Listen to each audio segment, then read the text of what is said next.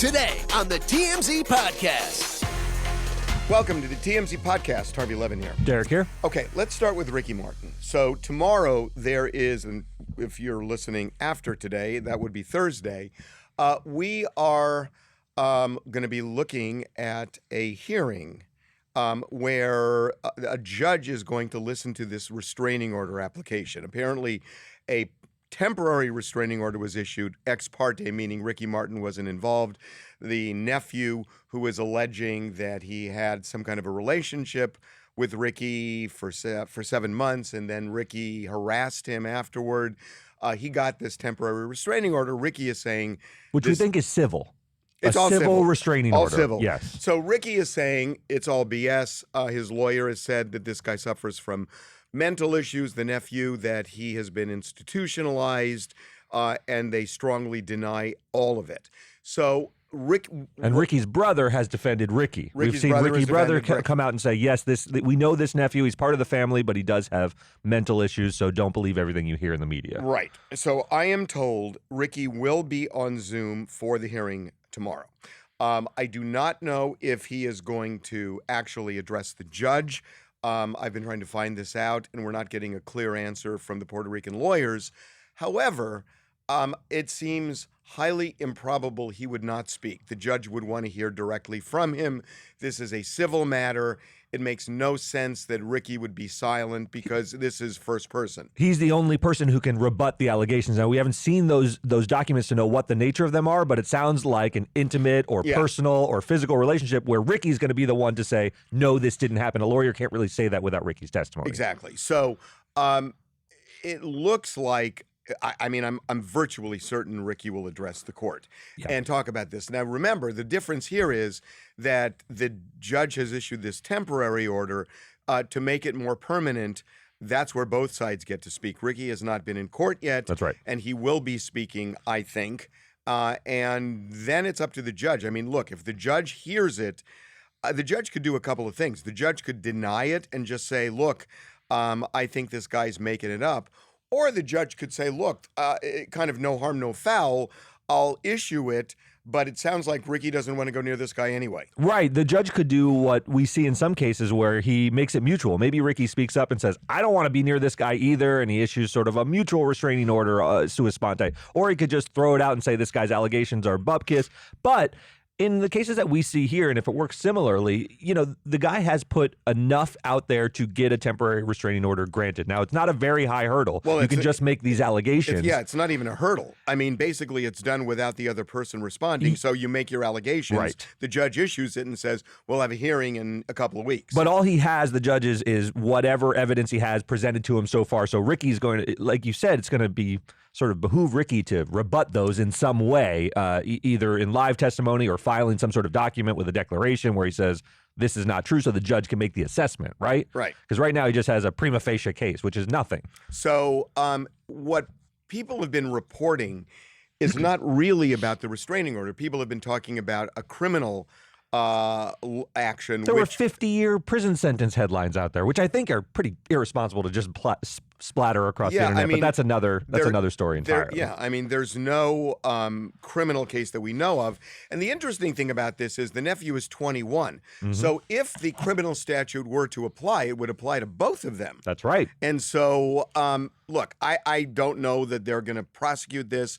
I don't even know if they're going to investigate it. But right now, this is just a civil matter between the two of them involving a restraining order. That's right. I mean, and look, there are laws. We looked into some of them. There are laws where when there is sort of a domestic violence situation or an intimate relationship and incest is involved, it does elevate it, makes it more severe where you can get a serious prison sentence. But to your point, if this were a consensual relationship at the time and say the relationship was fine and ordinary for the most part, and then just the breakup was, they're treated the same. Yeah.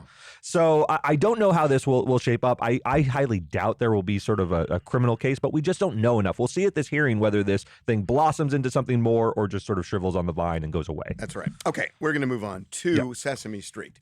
So, look, this is terrible. I'm curious to hear your thoughts on all of this, the legal and the emotional impact of it and watching these videos. I'll give you my thoughts. And look, I think what happened to these kids is terrible. that when you just look at the video, whatever is behind the costume, whatever the intent was, what you see is Children this getting character, upset. this character, Rosita, high-fiving white girls, and these little children, these two black girls, want the same treatment, and they are just shunned by this character, and it's terrible. And there are other videos that have surfaced now, which kind of underscore this. And I think that's that was the spark, though. This Rosita one, you see her make a hand gesture. It's not as if she's in a parade and slapping some hands and then just sort of gets distracted. She makes a hand gesture to two little black girls that she doesn't high five, and that was what was troubling to me. And there was something that came out where the Sesame Place people said, "Well, wait a minute, this was." Maybe the person couldn't see through the costume. I don't buy that, because if you look at what the character had done with the white girl a second before interacting with the black girls, that person saw the white girl's hand and very clearly just pressed his hand against hers. I mean, come on. They see out of these costumes. They're looking through the mouth. You can see the mouth is agape and there's a face behind it. So all of that said, this is now blown up into a lawyer taking the case, talking about, severe emotional trauma, which is the basis for intentional infliction of emotional distress. Yes. Not just emotional trauma, but severe emotional trauma. And I'm sure that it really hurt these girls' feelings. No doubt. But, they look hurt in the video, and I can only imagine how they're processing it. They look hurt in the video. What do you think about a lawsuit like this? I don't see it. I think emotions are running high. You see a viral video like this where it taps into something that is upsetting. You see these two little girls; they're upset by it, and you want there to be a remedy for it. But there's not always a legal remedy for these types of transgressions. And I think people often think like, well, there's a harm done. These girls are hurt. They should be able to go to court and get compensation for that hurt. And that makes intuitive sense to people. But you need to have a tort. You need to have a crime. You need to have a crime for criminal, or you need to have a tort, which is a civil wrong. And I don't see it here, because they're talking about intentional infliction of emotional distress, which, not to get too technical, isn't a standalone tort. You need to attach it to something. What did they do wrong that caused you to experience intentional? No. You can make the argument, and especially, it's hard. Especially if it's racial, you can make the argument that you inflicted emotional distress, and they did. I think they did. I think they have damages. The problem with suing for emotional distress is when you say it's intentional, you have to show it's severe. It's not, because people have outrageous conduct. Outrageous conduct. People have their feelings hurt all the time, and you don't have a remedy for that unless it reaches a very high level. These are 6-year-old girls. I don't know. And maybe, listen, I'm not in their position. Maybe it did cause that level of trauma. It seemed more fleeting when you watched it. It does. The mother was really upset, and you could see that, and she still is. And contacted a lawyer. And contacted a lawyer. Yeah.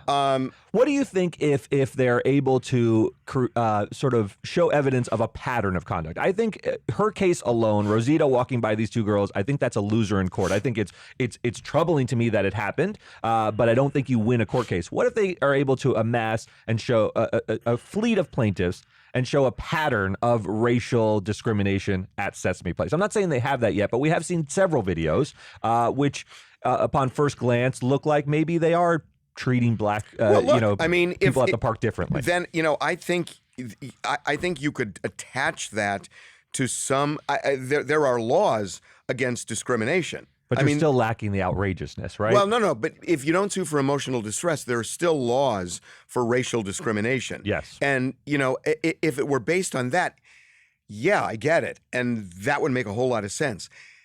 Look, it may be that these girls are, severely traumatized. And Sure. if so, they should have redress in court.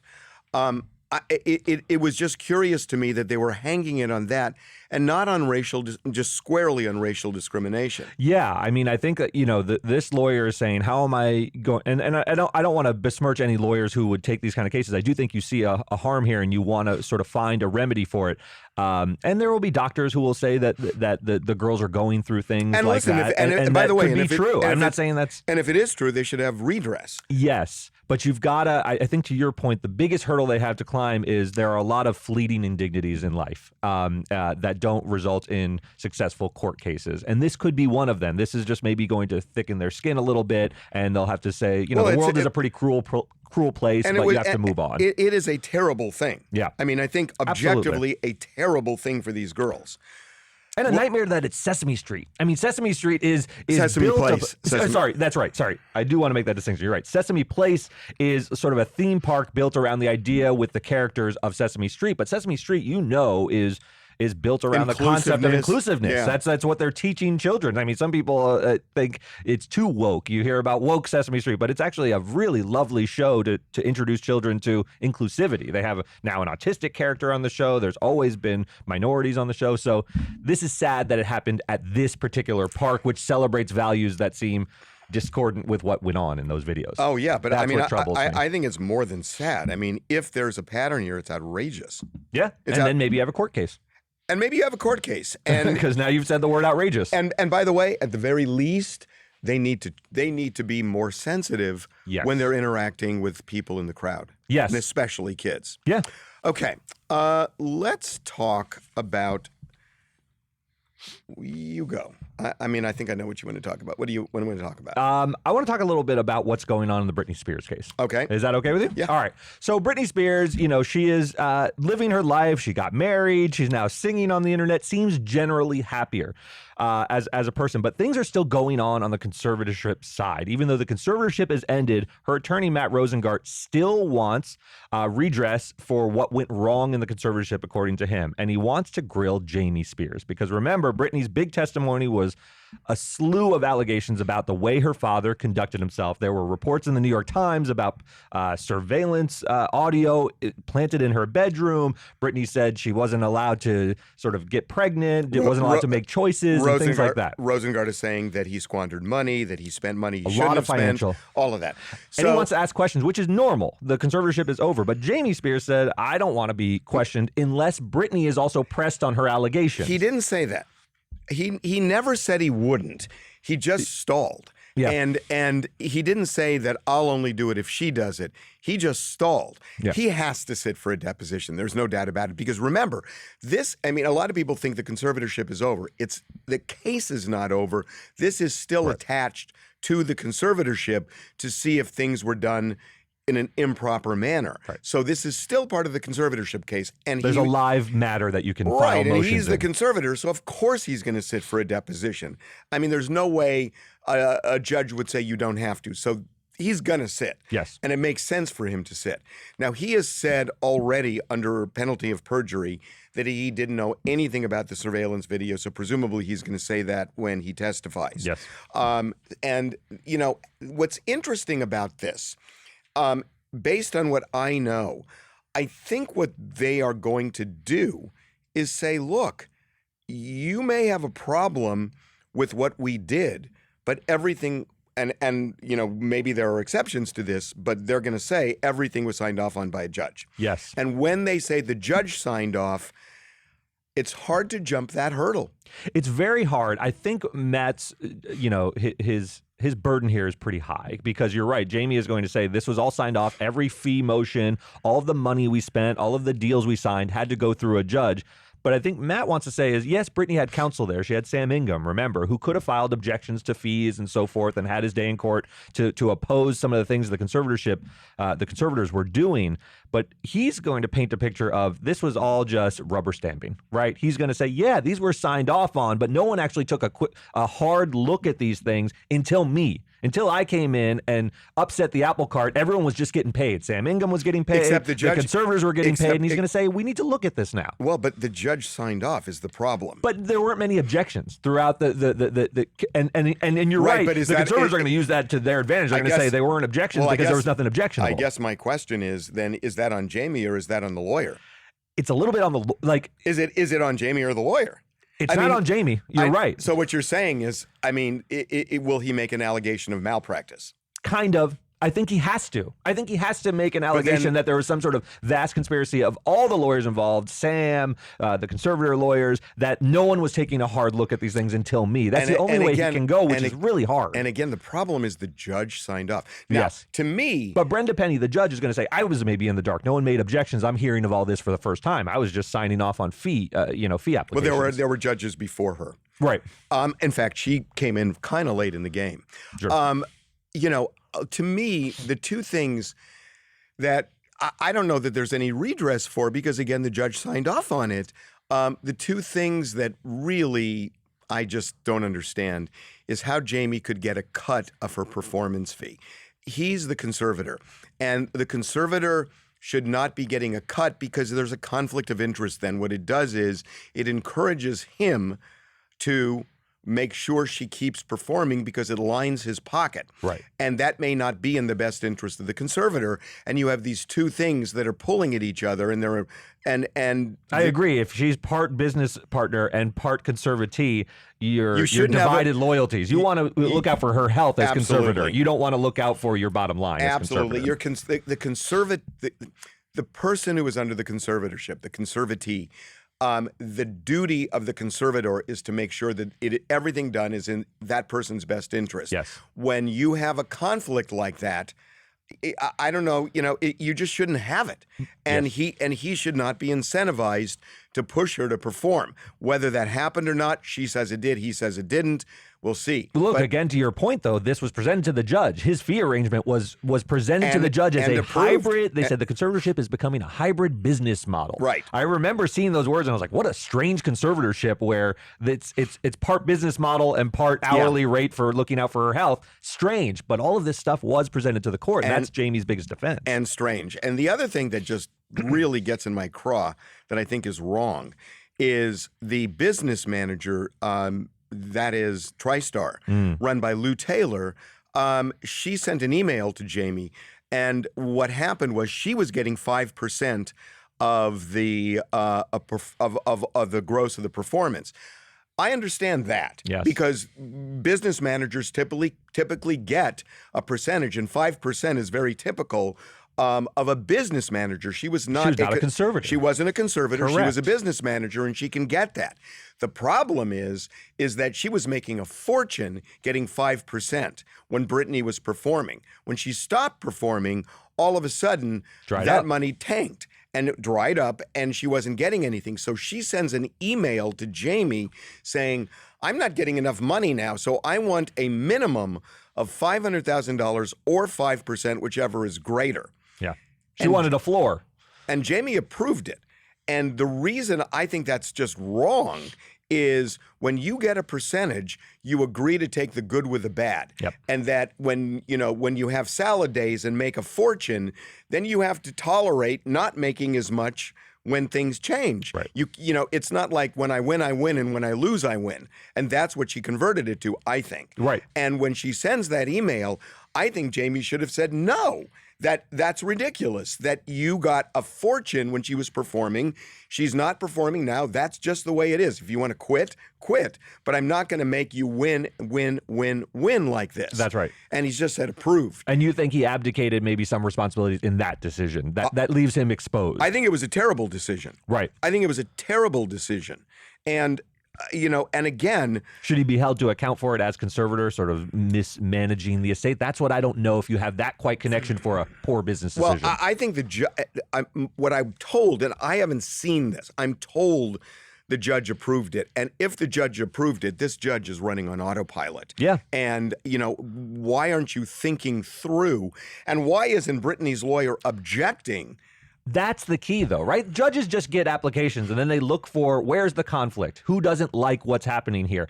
It's hard to hold the judge accountable to sort of read these and say, like, well, is this okay without someone objecting? Do you know what I mean? That's a screaming siren, that one. Yeah. I'm sorry. When you look at that, and all of a sudden somebody was making... If no one objects. Even if Britney's lawyer doesn't say, hey, that arrangement is bumpkiss. It's really bad for Britney. Objects.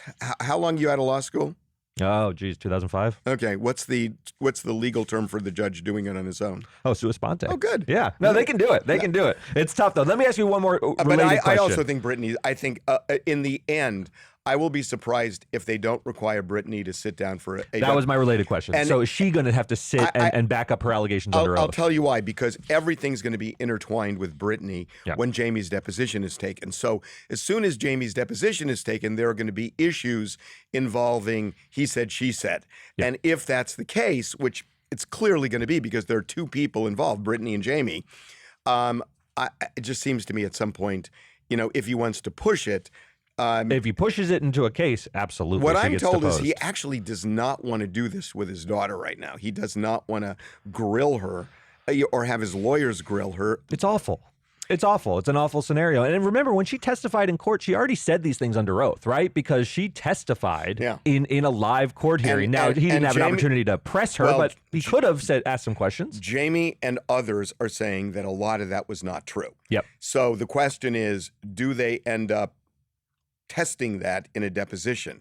We'll see. What a mess. But I do think after Jamie's deposition, there's going to be enough conflict over Britney versus Jamie that it's going to be hard not to depose Britney. I think you're right. Yeah. We'll see. All right. Okay. We'll see you next time. Thanks.